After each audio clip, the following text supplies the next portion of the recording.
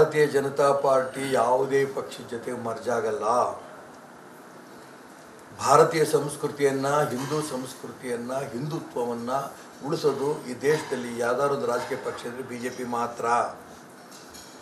ಅದನ್ನು ನೀವು ಕೇಳಿದಂಗೆ ಯಾವುದೇ ಪಕ್ಷದ ಜೊತೆಗೆ ಈ BJP ಮರ್ಜ್ ಮಾಡೋಕ್ಕೆ ಸಾಧ್ಯನೇ ಇಲ್ಲ. ಈ BJP ಇವತ್ತು ದೇಶದಲ್ಲಿ ಪ್ರಧಾನಮಂತ್ರಿ ಕಾಣಬೇಕಾದ್ರೆ, ಅನೇಕ ರಾಜ್ಯದಲ್ಲಿ ಮುಖ್ಯಮಂತ್ರಿಗಳು ಕಾಣಬೇಕಾದ್ರೆ, ಅನೇಕ ಹೆಚ್ಚಿನ ಸಂಸತ್ ಸದಸ್ಯರು, ರಾಜ್ಯದ ಶಾಸಕರುಗಳು ಇರಬೇಕಾದ್ರೆ, ಇದಕ್ಕೆ ಕಾರಣ ಇವತ್ತು ನಿನ್ನೆ ಮಾಡ್ತಿರೋಂಥ ಯಾರೋ ಪ್ರಯತ್ನದಿಂದ ಈ ದೇಶದಲ್ಲಿ ಅಧಿಕಾರಕ್ಕೆ ಬಂದಿಲ್ಲ. ಸಂಘಟನೆ ಇಷ್ಟು ಮಟ್ಟಿಗೆ ಬೆಳೆದಿಲ್ಲ.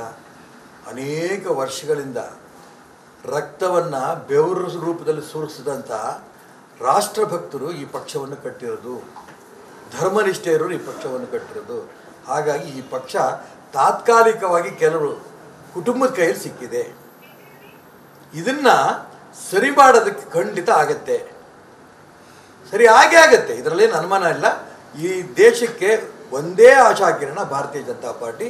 ಇದು ಯಾವುದೇ ಪಕ್ಷದ ಜೊತೆಗೆ ಮರ್ಜ್ ಆಗೋ ಪ್ರಶ್ನೆ ಇಲ್ಲ. ಎಸ್ ಸರ್, ಧನ್ಯವಾದ. ಭಾರತೀಯ ಜನತಾ ಪಾರ್ಟಿ ಯಾವುದೇ ಪಕ್ಷದ ಜೊತೆಗೆ ಮರ್ಜ್ ಆಗಲ್ಲ. ಭಾರತೀಯ ಸಂಸ್ಕೃತಿಯನ್ನು, ಹಿಂದೂ ಸಂಸ್ಕೃತಿಯನ್ನು, ಹಿಂದುತ್ವವನ್ನು ಉಳಿಸೋದು ಈ ದೇಶದಲ್ಲಿ ಯಾವ್ದಾದ್ರು ಒಂದು ರಾಜಕೀಯ ಪಕ್ಷ ಅಂದರೆ BJP ಮಾತ್ರ. ಅದನ್ನು ನೀವು ಕೇಳಿದಂಗೆ ಯಾವುದೇ ಪಕ್ಷದ ಜೊತೆಗೆ ಈ BJP ಮರ್ಜ್ ಮಾಡೋಕ್ಕೆ ಸಾಧ್ಯನೇ ಇಲ್ಲ.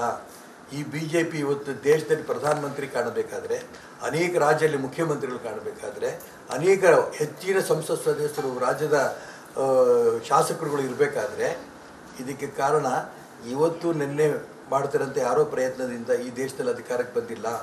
ಸಂಘಟನೆ ಇಷ್ಟು ಮಟ್ಟಿಗೆ ಬೆಳೆದಿಲ್ಲ.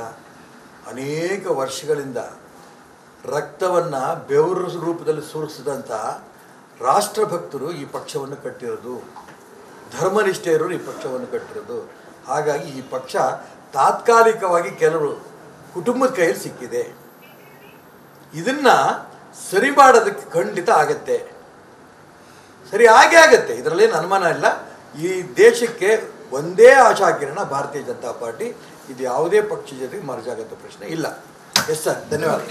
ಭಾರತೀಯ ಜನತಾ ಪಾರ್ಟಿ ಯಾವುದೇ ಪಕ್ಷದ ಜೊತೆಗೆ ಮರ್ಜ್ ಆಗಲ್ಲ. ಭಾರತೀಯ ಸಂಸ್ಕೃತಿಯನ್ನು, ಹಿಂದೂ ಸಂಸ್ಕೃತಿಯನ್ನು, ಹಿಂದುತ್ವವನ್ನು ಉಳಿಸೋದು ಈ ದೇಶದಲ್ಲಿ ಯಾವ್ದಾದ್ರು ಒಂದು ರಾಜಕೀಯ ಪಕ್ಷ ಅಂದರೆ BJP ಮಾತ್ರ.